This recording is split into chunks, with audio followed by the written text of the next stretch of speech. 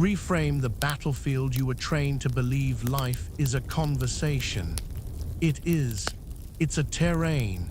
And right now, you're standing in open ground, exposed, broadcasting intent through emotion like a flare in hostile airspace. Emotional expression was sold to you as honesty. In reality, it's reconnaissance for others. Every reaction you give maps your weaknesses.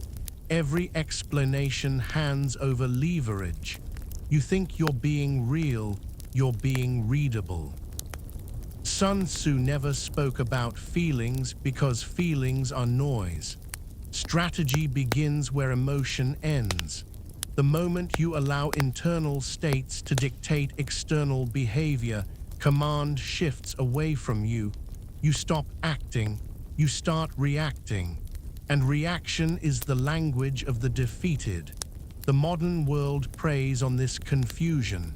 You're told empathy is strength, transparency is virtue, availability is loyalty. None of these ideas survive contact with power. They exist to keep you accessible, predictable, and easy to manage. Systems don't reward openness. They harvest it. Look around. The men who control outcomes speak last, reveal little, and move without emotional signatures. They are not warmer, they are quieter. Their silence forces others to fill the gap with concessions, assumptions, mistakes. This is not cruelty, it's positioning. You've been taught to moralize behavior instead of evaluating it. That's the trap. Morality is irrelevant on a battlefield. Effectiveness is the only currency. Emotional detachment doesn't mean you feel nothing. It means nothing you feel is visible, exploitable, or urgent. Right now, your nervous system is being used against you. Outrage keeps you loud. Desire keeps you chasing. Guilt keeps you compliant. Fear keeps you still. Every unmanaged emotion becomes a handle others can grab. Detachment removes the handles. This chapter isn't about becoming cold for its own sake. It's about relocating where decisions are made. When emotions run the command center, strategy collapses into impulse. When emotion is delayed, observed, and contained, it becomes data, not directive. Sun Tzu framed war as deception because truth, when exposed prematurely, weakens position. The same applies to your internal state. The less others know about what moves you, the harder it becomes to move you. Obscurity is defense. Opacity is armor. Most men never make this shift. They keep negotiating with the world emotionally, expecting fairness from systems designed around dominance and extraction. They confuse being understood with being respected. Respect comes from restraint, not disclosure. Reframing the battlefield means accepting a brutal premise. No one is coming to protect your inner world. If you expose it, someone will use it. Not because they are evil, but because incentives reward those who do. From this lens, emotional detachment is not withdrawal, it's elevation. You step above the noise, above provocation, above manipulation. You stop being pulled into other people's timelines. You choose when to engage and, more importantly, when not to. This is the first cut. Painful, necessary, irreversible. Once you see emotions as signals others read, you can never unsee it.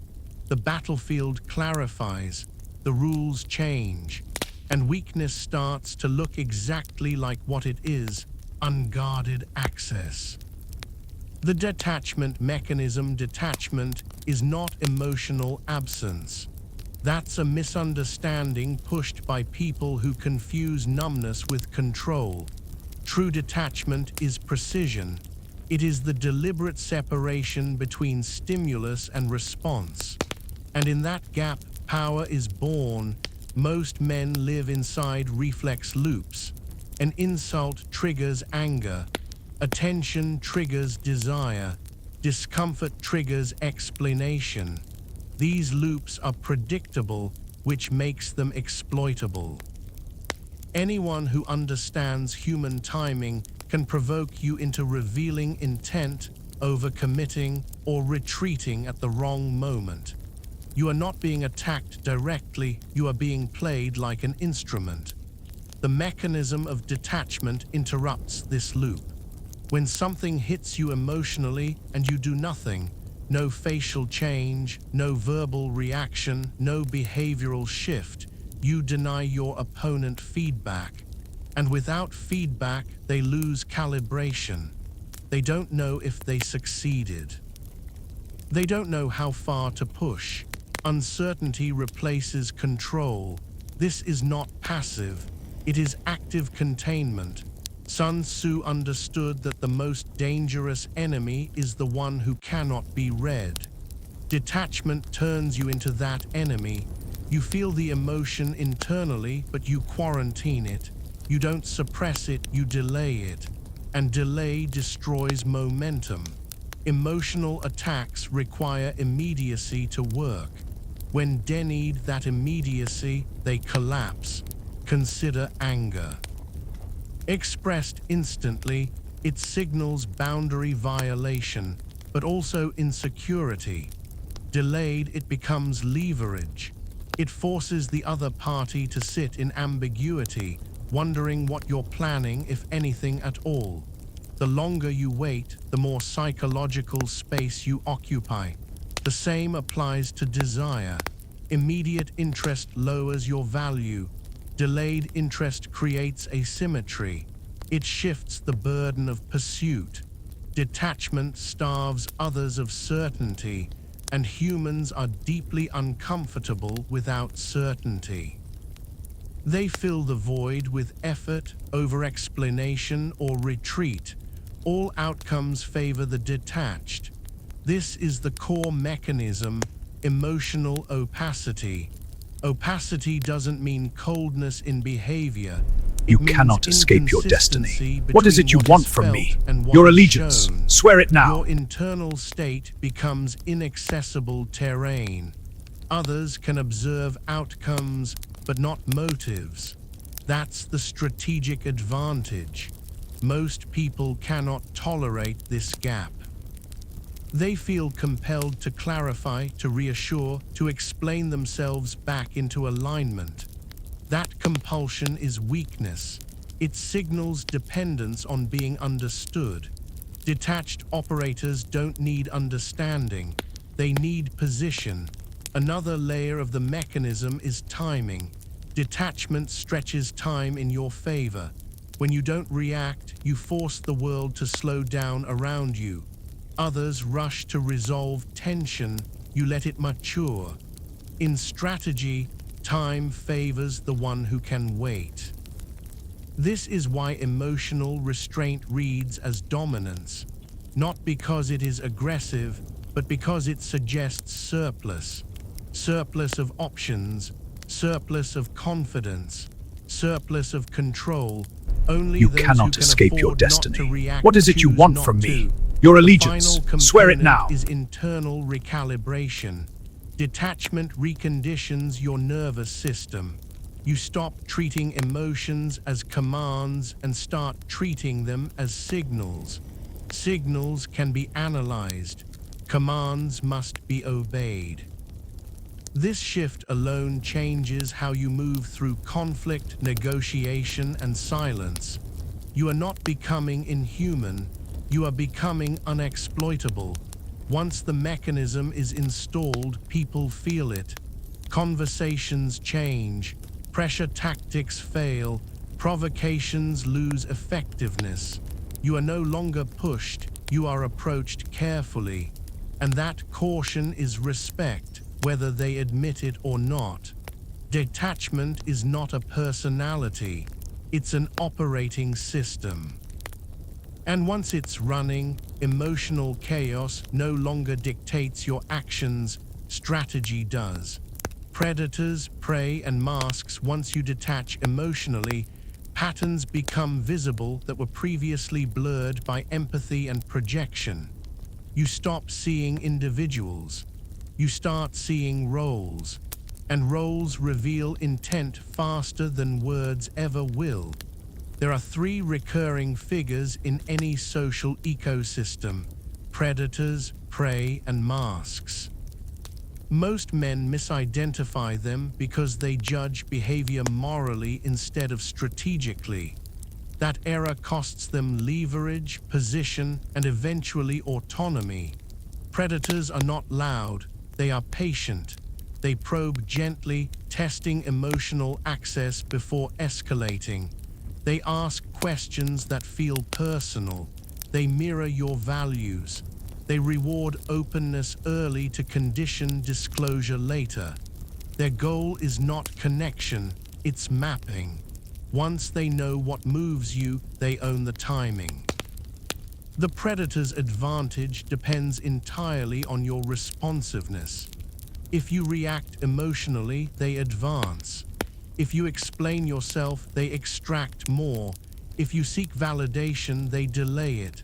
Emotional detachment starves predators. Without reaction, they cannot measure progress. Most disengage. The dangerous ones adapt. Prey are easier to spot once you stop identifying with them. They overshare. They rush to align. They volunteer information without leverage. They seek approval through transparency. Prey believe being liked equals being safe. In reality, it makes them target rich environments. You are trained to see prey as good people. That framing keeps you among them. Detachment forces a harder truth. Prey create predators by advertising weakness. This isn't cruelty, it's selection. Systems select against the exposed. Then there are masks, the most common and the most misunderstood. Masks present as allies, mentors, friends, even protectors. They borrow credibility and weaponize trust. Their strength lies in appearing non-threatening while quietly positioning themselves above you. Masks use moral language. They speak of fairness, loyalty, and mutual respect. Not because they believe in them, but because you do. They exploit your values as entry points. Once inside, they begin subtle dominance plays, correcting you publicly, withholding support privately, reframing your boundaries as insecurity. Emotional detachment reveals masks instantly. You stop responding to the moral bait. You don't defend your intentions, you don't seek reassurance. When the mask realizes it cannot steer you emotionally, it slips. Irritation leaks. Control attempts escalate. That's when you see what was underneath all along. Most men fail here. They interpret discomfort as guilt and ray open access. They explain, they justify, they apologize for boundaries. That's how the mask wins. Detachment breaks the cycle by refusing emotional negotiation altogether. There's a final pattern worth naming: the disguised predator. This one hides behind victimhood. They appear fragile, misunderstood, or oppressed. Their power comes from eliciting protection. Once you step in emotionally, they reverse roles. You become responsible for their stability. They gain control through obligation. Detachment is lethal to this archetype. When you don't rescue, they cannot bind. When you don't react, they cannot escalate. You remain unreachable and they move on to easier targets. This chapter isn't about paranoia, it's about calibration. Detachment doesn't make you hostile, it makes you selective. You don't assume malice, you assume incentive. You watch behavior, not narratives.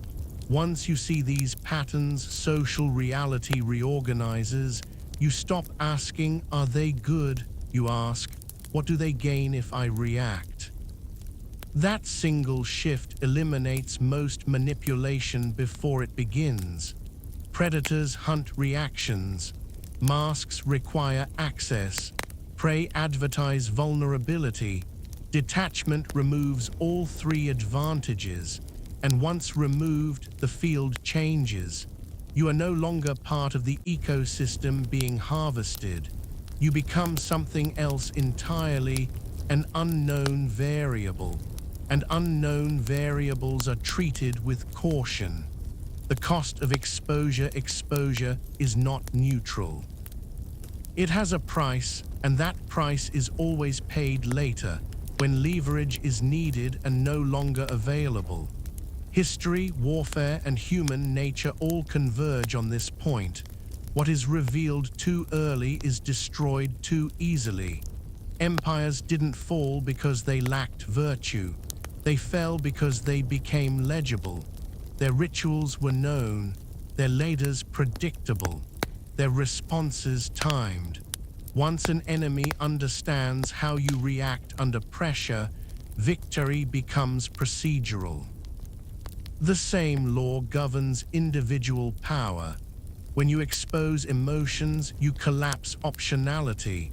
Others no longer have to guess how to move you, they already know. Fear becomes a brake they can tap. Desire becomes a lure they can dangle. Guilt becomes a leash they can pull. You think you're being honest. You're actually preloading future compliance. Human beings are pattern-seeking predators. This isn't ideology, it's biology. From tribes to corporations, dominance has always flowed toward those who control information asymmetry. Emotional exposure reverses that asymmetry. You hand over internal maps without demanding anything in return. Look at negotiations. The side that reveals urgency loses. The side that reveals attachment concedes. The side that reveals fear overpays. Detachment doesn't mean you lack stakes. It means your stakes are invisible. That invisibility is what protects them. History rewards the unreadable. Sun Tzu warned against revealing strength before necessary, yet modern culture demands constant expression. You are encouraged to be yourself, to share your truth, to let people know how you feel. None of these slogans survive adversarial environments. They exist to standardize behavior, not protect you. The cost compounds socially. Once you are known as emotionally accessible, people begin testing you. Small violations first, delayed replies. Subtle disrespect. Each time you explain instead of withdraw, you confirm the pattern. Pressure works on you. From there, escalation is inevitable. Exposure also creates dependency.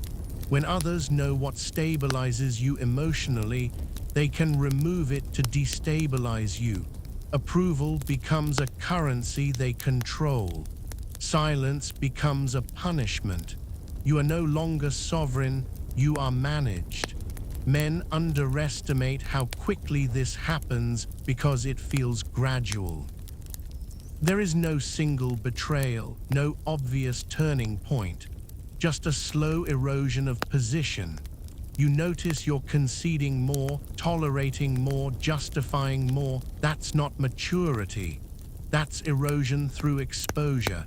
Even intimacy follows this law. Emotional transparency without leverage creates imbalance. One side knows more, wants more, risks more. The other side waits, observes, and adjusts. Detachment doesn't eliminate intimacy, it enforces symmetry. Without symmetry, someone pays. Human nature hasn't evolved past this. Only the language changed. Where tribes once exploited fear and loyalty, modern systems exploit validation and belonging. The mechanisms are identical, the tools are softer. The outcome is the same. This chapter exists to sever a lie. That exposure makes you safer. It doesn't. It makes you predictable. And predictability is the raw material of control. Once you internalize this cost, detachment stops feeling extreme. It feels obvious. You don't leave doors unlocked in hostile territory. You don't reveal supply lines in wartime. And you don't expose emotional infrastructure in systems designed to exploit it. What remains hidden remains intact. What remains intact retains power. Strategic withdrawal protocol. Once you understand the cost of exposure, the next move is not confrontation. It's withdrawal, not retreat in fear, withdrawal in control. Strategy doesn't announce itself. It repositions quietly and lets pressure collapse on its own. Most men confront too early. They explain boundaries. They demand respect. They verbalize dissatisfaction. All of that feeds the same system they're trying to escape. Words invite negotiation. Negotiation invites erosion. Strategic withdrawal denies access without debate. The first rule is selective absence. You stop being consistently available, not dramatically, not defensively. You simply remove immediacy. Delayed responses, fewer explanations, shorter engagements. This forces recalibration. People begin to feel the loss of access before they understand why. Absence is unsettling because it breaks expectation loops. Others were accustomed to your emotional labor, your reactions, reassurance, responsiveness. When that disappears, they scramble to re-establish equilibrium. Some will increase effort, others will escalate pressure. Both reveal intent. The second rule is silence under provocation. When tested, you don't correct. You don't clarify. You don't defend. Defense implies accusation has merit. Silence reframes the exchange. Now they are talking into a void. The power dynamic flips. You are no longer the one seeking resolution. Silence is not passive. It is a filter. Those who respect boundaries adjust behavior. Those who rely on access expose themselves through frustration, guilt tactics, or aggression. Withdrawal turns hidden dynamics visible without a single accusation. Third is energy rationing. You become deliberate about where emotional investment goes. Not everyone deserves your attention, your time, or your internal state. Emotional economy matters. Waste leads to scarcity. Scarcity creates leverage for others. Detachment restores surplus. This protocol will feel unnatural at first because you are conditioned to equate responsiveness with integrity. That conditioning benefits systems, not individuals. Integrity is not measured by availability. It's measured by consistency of self-command. Expect resistance. Withdrawal destabilizes those who benefited from your openness. They may frame you as cold, distant, or changed. None of that matters. Those labels are pressure tactics designed to pull you back into the old pattern. Do not counter-narrate. Do not justify. Explanation reopens access. Let their discomfort exist without soothing it. That discomfort is evidence the protocol is working. Strategic withdrawal also requires internal discipline. You will feel the urge to re-engage emotionally, especially when guilt or loneliness surface. Those urges are withdrawal symptoms. Your nervous system is recalibrating away from dependency. Let it. Over time, the environment adapts. Some connections dissolve, others stabilize at a healthier distance. A few may strengthen under the new terms. The outcome is not your concern. Position is. Withdrawal doesn't mean isolation. It means control over proximity. You decide who gets access, when, and at what depth. That decision alone restores sovereignty. This chapter installs behavior, not philosophy, not attitude. Behavior that shifts dynamics without confrontation. Behavior that signals surplus without announcement. Behavior that forces others to meet you where you stand or leave. And when they leave, nothing collapses. That's how you know withdrawal has worked. Kill the old identity. Detachment cannot coexist with the identity you were taught to protect. That identity survives on responsiveness, validation, and moral signaling. It needs to be seen, understood, and affirmed. As long as it lives, it will sabotage every strategic move you make. This chapter is not about improvement. It's about removal. The old identity believes being good will be rewarded. That consistency earns safety.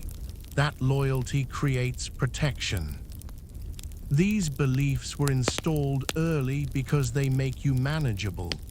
They convert self-command into compliance disguised as virtue. Look at how that identity behaves under pressure. It explains itself. It seeks closure. It fears being misinterpreted. It rushes to restore harmony even at personal cost. These are not strengths. They are liabilities inherited from a system that benefits when you self-correct on its behalf.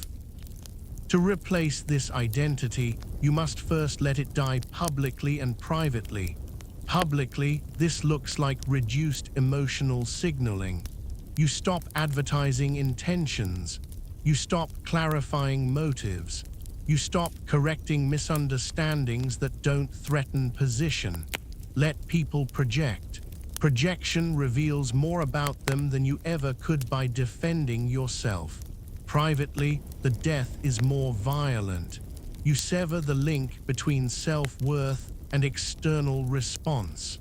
Approval no longer stabilizes you. Disapproval no longer destabilizes you. Emotional feedback becomes background noise, not command input. This is where most men fail. Not because they don't understand the logic, but because the identity resists annihilation. It panics when ignored. It fears invisibility. It mistakes attention for existence. Let that panic pass without acting on it. A new operating identity takes its place, one built on selection, not inclusion. This identity does not ask, "Am I accepted?" It asks, "Is this aligned with my position?" Alignment replaces approval as the guiding metric. With this replacement comes emotional sovereignty. You feel, but feelings don't vote. They inform, they pass, they do not dictate movement. This is not repression. It's hierarchy, mind over impulse, strategy over sentiment. You will notice behavioral changes immediately. Fewer justifications, cleaner exits, less internal noise. Decisions become quieter and more final. You stop negotiating with yourself before acting. That alone creates presence. Others will feel the shift even if they can't articulate it. Some will distance themselves. They fed on the old identity. Others will approach more carefully. They sense reduced access. Both reactions confirm the transition is real. This identity is colder because it must be. Warmth invites assumption. Assumption invites entitlement. Entitlement invites intrusion. The new identity does not invite, it permits. Killing the old identity is irreversible. Once gone, you cannot return to emotional bargaining without conscious regression. That's the point. This is not a phase. It's a structural change. You are no longer optimizing to be liked, trusted, or understood. You are optimizing to remain unexploitable. That is the replacement. Final directive to the few: this doctrine is not for everyone. It was never meant to be. Most men require emotional exposure to feel real. They need constant feedback, affirmation, and conflict to validate existence. Detachment would hollow them out. That's why they reject it. If you've made it here, you already know something is wrong with the default path. You've seen how openness becomes obligation, how loyalty turns into leverage against you, how honesty repeated long enough makes you predictable, and predictable men are easy to manage. This final directive is simple and unforgiving. Once detached, never reopen access under pressure. There will be moments designed to pull you back. Crisis, nostalgia, manufactured urgency, accusations of coldness, claims that you've changed. These are not observations, they are tactics. Each one is an attempt to restore the old dynamic where your emotions could be steered. Do not argue with these attempts. Argument is engagement. Engagement is access. Access is exposure. You already know how that ends. Instead, let time do the cutting. Time punishes those who rely on emotional extraction. Without reaction, their influence decays. Without access, their leverage evaporates. They either adapt to the new boundary or remove themselves. Both outcomes favor you. Understand this clearly. Detachment is lonely at first because it removes false intimacy. Many connections existed only because you were emotionally available on demand. When that availability disappears, so does the illusion of closeness. This is not loss, it's purification. The few who remain will be different, fewer demands. Less pressure, more respect.